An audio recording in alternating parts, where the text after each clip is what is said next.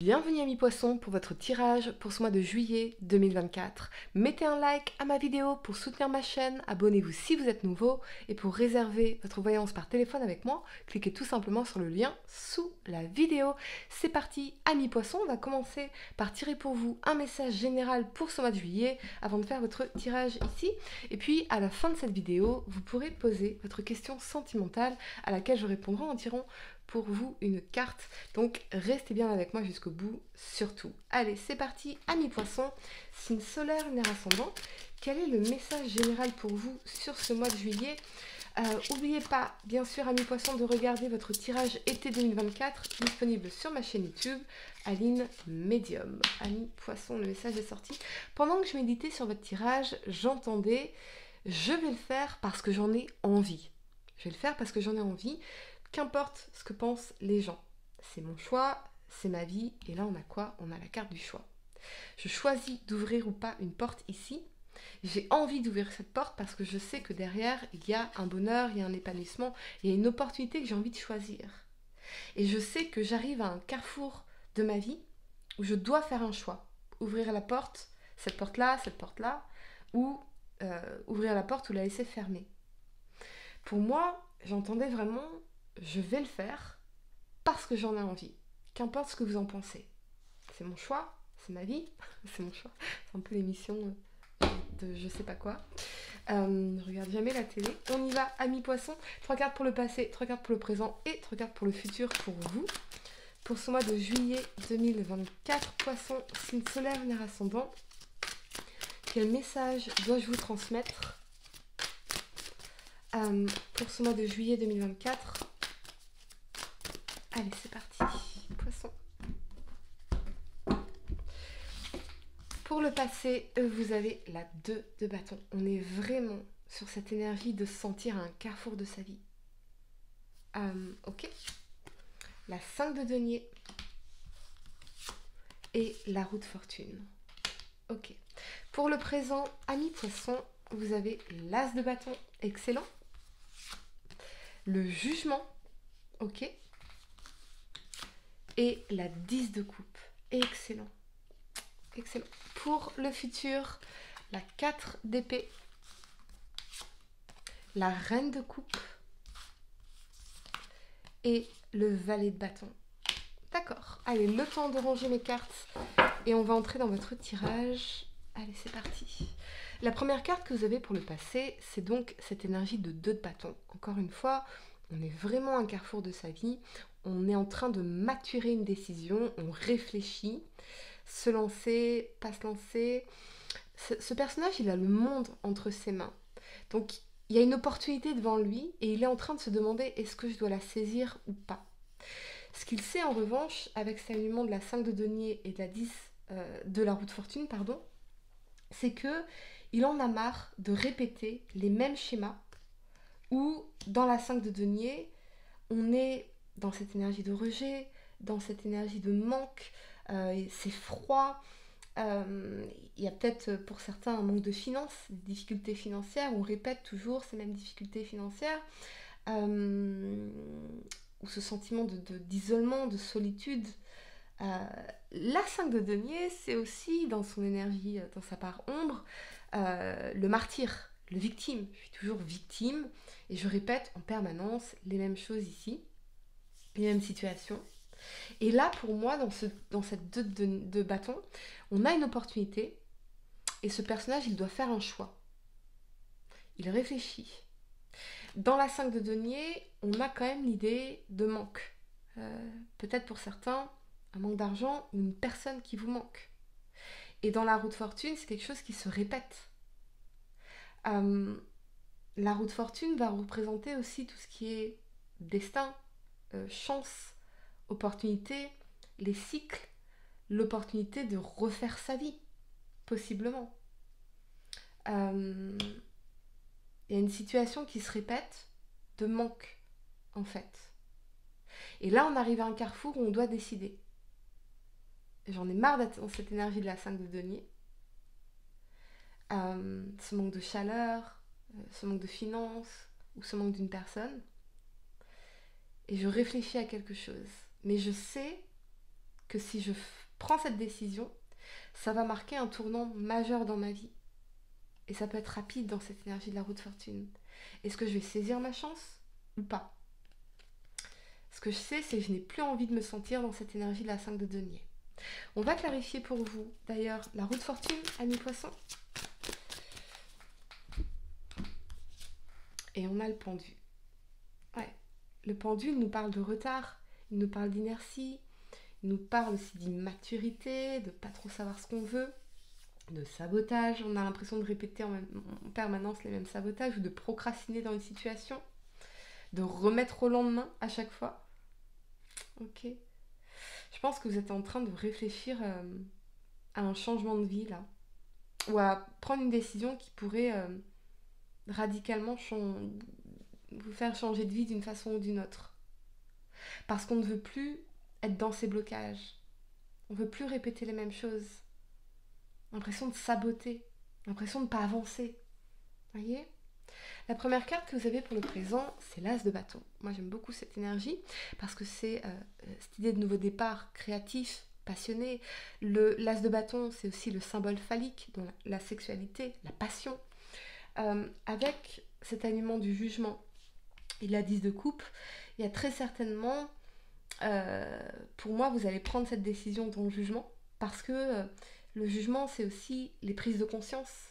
Je suis en train de réaliser que j'ai le bonheur au bout de mes doigts et que y a une passion, il y a quelque chose qui me saisit. J'ai envie d'y aller. Dans le jugement, c'est peut-être aussi tout ce qui est communication, tout ce qui est marketing, site internet. Il y a peut-être la création d'un projet ici, familial, avec la 10 de coupe. Mais c'est quelque chose de différent. De différent parce que c'est à la fois dans la passion, dans le feu, et à la fois dans la 10 de coupe, on a cette notion de bonheur. Alors peut-être que vous allez avoir une communication avec quelqu'un où on va discuter de une perspective d'avenir, de comment est-ce qu'on pourrait être heureux ensemble, comment est-ce qu'on pourrait s'épanouir ensemble. Et je pense que être dans ces conversations-là, ça va vous permettre de vous projeter ensemble dans un bonheur, dans un futur positif et raviver la flamme dans l'as de bâton, la passion, l'envie, la créativité pour saisir cette chance-là. Je pense que vous allez ouvrir la porte, amis poissons, ici. Pour certains, ça peut être une nouvelle rencontre, particulièrement sur Internet avec le jugement, et quelqu'un avec qui vous pouvez vraiment trouver votre bonheur, votre foyer. La 10 de coupe, ça peut représenter l'amour véritable, le bonheur en famille, les enfants, la famille recomposée. J'ai l'impression d'une prise de conscience ou d'une réalisation, mais je pense que ça va se baser sur une conversation importante que vous allez avoir avec quelqu'un. Et cette notion de communiquer autour du projet commun. Comment est-ce qu'on peut s'imaginer être heureux ensemble? À quoi pourrait ressembler notre vie heureuse ensemble? Ok, on va clarifier l'énergie du jugement pour vous, amis poissons, signe solaire, lunaire ascendant. On a la papesse. La papesse, elle nous parle des secrets, elle nous parle de l'intuition. Pour moi, elle me parle aussi de tout ce qui est développement personnel, l'apprentissage de soi, la conscience, être guidé par son intuition. Il y a une femme très intuitive, ça peut être une amie, ça peut être votre partenaire, ça peut être... Peut-être que pour certains, vous allez discuter de l'éventualité d'une grossesse dans la papesse parce que c'est l'énergie de la fertilité également. Ok. On va clarifier la 10 de coupe pour vous, amis poissons, signe solaire, lunaire ascendant. Et on a le roi de bâton. Le roi de bâton, il est charismatique, passionné, déterminé, visionnaire. Il embrasse cette expérience-là parce qu'il est dans sa confiance que tout se passera bien pour l'avenir. Donc peut-être que dans la papesse ici, il y avait des choses qu'on gardait pour soi, qu'on ne disait pas, qui étaient secrètes, qui étaient cachées. Euh, et je pense que dans le jugement, toutes ces choses-là, elles vont être exprimées. Peut-être sur une action passionnée ici. Et je pense que cette conversation, elle va vous permettre de pouvoir enfin vous projeter dans un avenir de manière positive et de vous dire ok, on y va, on fait ça. Pour certains, ça peut parler de professionnel. On a peut-être l'entretien ici et la bonne nouvelle au niveau professionnel. Manifestement. La première carte que vous avez pour le futur, c'est la 4 d'épée. La 4 d'épée, elle nous parle de repos, de régénération, de besoin de se ressourcer, de calme, d'accalmie, d'apaisement également. Il y a peut-être pour certains un silence entre vous et quelqu'un. Avec cet alignement de la reine de coupe et du valet de bâton, pour certains, vous êtes vraiment en train de scruter vos sentiments, vos émotions, ce que vous ressentez vraiment. On est à la fois dans la reine de coupe, dans l'amour profond, l'amour bienveillant, l'amour inconditionnel, et dans le valet de bâton, le côté curiosité, le côté passionné, le côté dynamique, l'envie d'aller explorer ça. Donc peut-être que dans la 4 d'épée, vous ou quelqu'un est en train d'explorer la profondeur de ses sentiments. Ok. Pour certains, il y a peut-être un silence radio avec cette énergie de la reine de coupe qui peut représenter une figure maternelle, une maman. Ok, on va clarifier d'ailleurs cette reine de coupe. Ami, poisson. Et on a la force. Il y a vraiment des sentiments qui se renforcent dans le temps. Ici, quelque chose de fort, de puissant dans la force. J'ai vraiment le sentiment de quelqu'un, vous ou quelqu'un, qui est en train de sonder la profondeur de ses sentiments, de ses émotions. Peut-être qu'on n'arrive pas justement à gérer nos émotions. Il y a peut-être une personne qui a du mal à gérer ses émotions tellement elles sont fortes, tellement elles sont puissantes. Et dans la 4 d'épée, il y a besoin d'un temps pour calmer ces émotions-là. Voyez, pour les apaiser. Pour entrer en introspection avec ces émotions-là. Mais c'est puissant, c'est fort et c'est profond. Et dans le valet de bâton, on vient explorer tout ça. Le valet de bâton, c'est l'explorateur. Il va explorer la profondeur de ses sentiments, de ses émotions, de ce qu'il ressent. Et la puissance, l'attirance dans la force, c'est quelque chose qui s'est renforcé dans le temps, profondément. Pour d'autres, c'est peut-être que, j'entends, on craint des conflits avec la mère. Mais dans le valet de bâton, on a envie d'explorer quelque chose. Ok, on va clarifier d'ailleurs ce valet de bâton à mi-poisson pour vous, ce que ça va donner. Ce valet de bâton,